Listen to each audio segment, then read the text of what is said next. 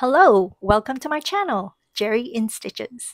If you like my content, please ring that bell, give me a like, and subscribe to my channel.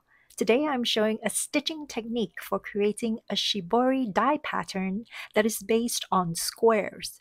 This particular stitching, folding, and binding technique creates 3 rows of small squares to make bold stripes that are spaced out by narrower colored stripes.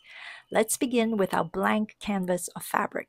For beginners, it's best to start with a piece of fabric that is not too big so that it's easier to control. And the first task for stitched shibori is drawing a grid on the fabric so that there are guidelines for easier stitching.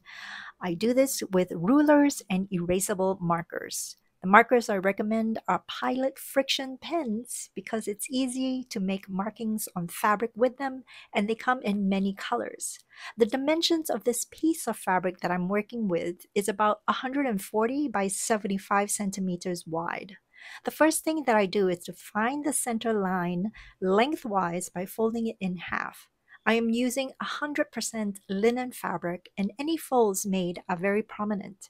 After drawing in the center line, then I draw parallel lines spaced 2 inches apart, away from the center line towards the edges. Drawing in the grid always takes time, precision, and patience, and I promise it's worth the effort to get a good end result.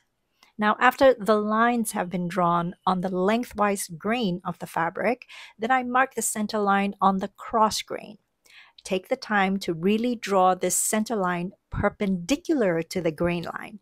Again, once that's done, then draw in parallel lines spaced 2 inches apart away from the center cross grain line towards the edges. You can see that we are now creating a 2-inch by 2-inch grid. Once the 2-inch grid is established, then it's much easier to draw in the lines in between to produce a 1-inch grid. I found that it's much more accurate and efficient to draw in a 2-inch grid first before creating the 1-inch grid, because the guidelines help reduce human error and deviation from the parallel lines. When the 1-inch grid is complete, we're ready to begin the first folding process before stitching. Bring one edge of a 1-inch square to meet the other edge.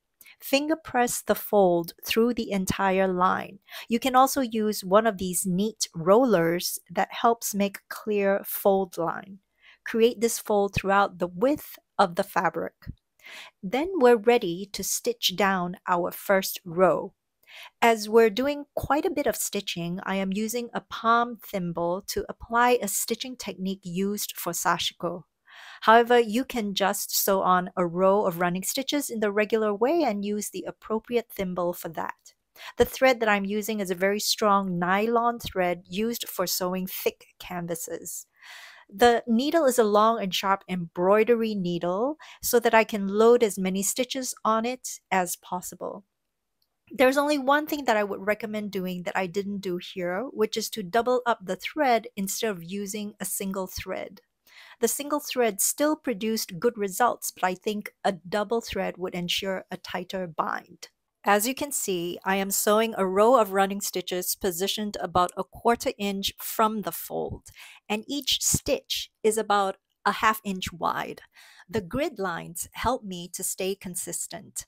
I start my stitches on a vertical line, so a 1/2 inch stitch, which means I eyeball the width of it by sending the needle through the center between the vertical lines of each square. Then I bring the needle back up on the next vertical line, and I keep this pattern of sewing until I get to the end of the row. This is what the stitches look like when I spread out the fabric. Let me show you how I fold the next row of squares. I am skipping a row of 1-inch squares, starting on the line of the square that comes after and folding the bottom line to meet the top line of that row of squares.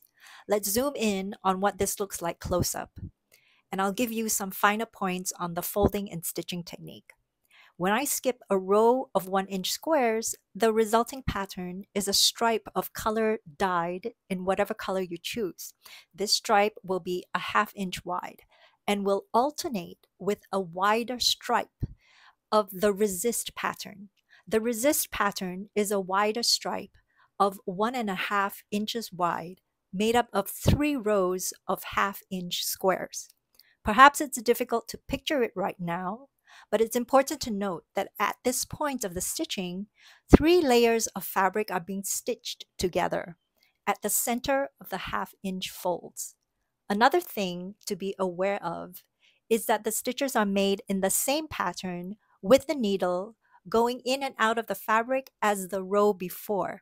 This means that the stitches all line up together in the same order so that when we pull on the threads to bind the fabric, the pattern will organize itself into squares instead of a zigzag or random pattern. Now I want to show you how I finish off each row of stitching. Notice that the ends of the threads are all coming off the underside of the fabric. This will facilitate binding. Leave long tails and tie a knot. Here you will see that the stitching goes through 3 layers of fabric to create 3 rows of squares.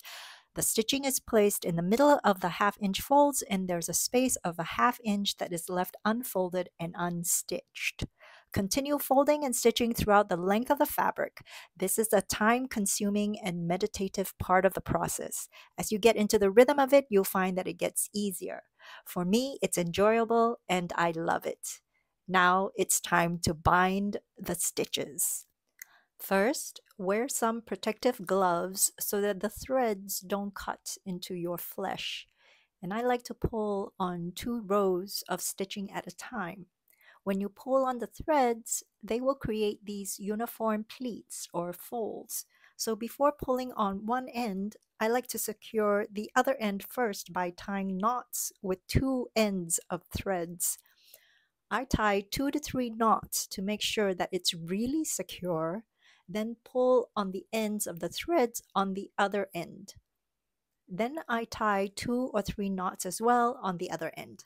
But before tying them tightly, I make sure the folds are pleated nicely with as little space as possible in between the folds.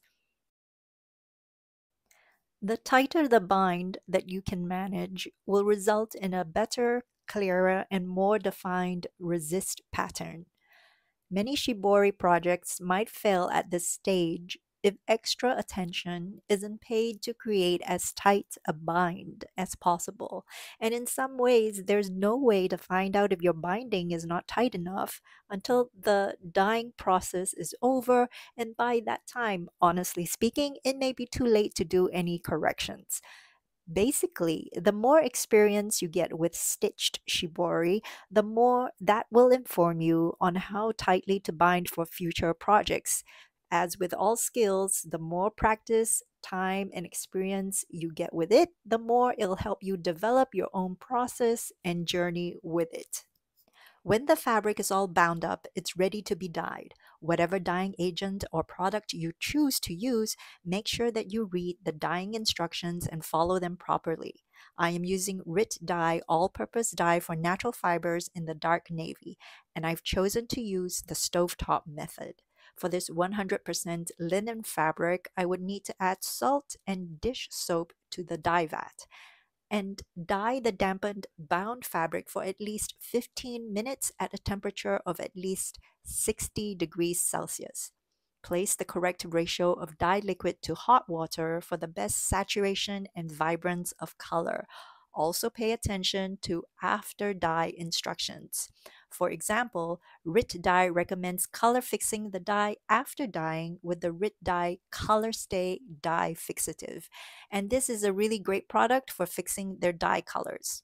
Once the color fixing is complete, then it's ready to remove the bindings or stitches to reveal your masterpiece. I use a seam ripper to do this job. This is the most gratifying part of stitched shibori when all the work of stitching, folding, and binding is revealed. It's a magical moment and it never ceases to amaze me the patterns that can be created with this technique. As you can see, what's created is a wide stripe consisting of 3 rows of small half-inch squares contrasted with a narrow stripe of deep dye color.